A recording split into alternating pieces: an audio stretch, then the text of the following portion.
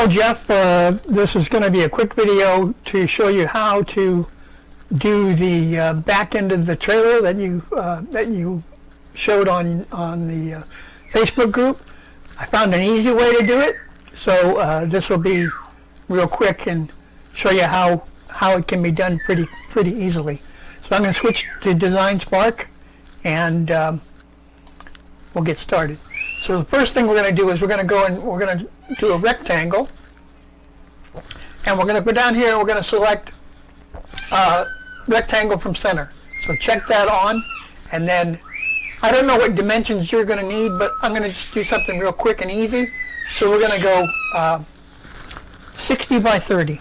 So 60 horizontal and 30 vertical, and that'll make it easy for us to divide things in threes, and then hit enter. That's going to solidify the rectangle, and then we're going to divide it up into thirds. So we're just going to go up here to line and draw a line down there at 20, and draw a line down at 40, and then we need to draw a line into thirds, divided into thirds this way. So there's that 10 there, and 5, and then 10 there.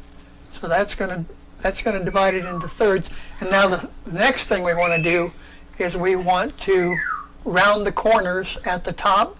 So we're just going to select the corner and pull it down.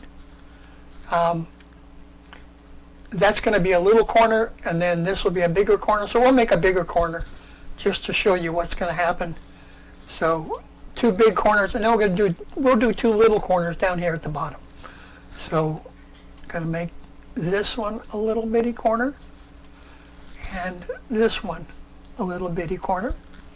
Now, the quick and easy way to do this, this was suggested by Mike there in the group, was to draw the lines. He said to use construction lines, but it doesn't matter. We can just use these the actual lines. So we're just going to use the select tool, and we're just going to select all of the lines. So that means they're all highlighted. Now we're going to go up here to cylinder. When we click on cylinder, it's going to make cylinders on all the lines. So what we're going to do now is we're just going to go ahead and enter a value. So if we say, let's say 1.5 millimeters, that's going to make the pipes 1.5 millimeters.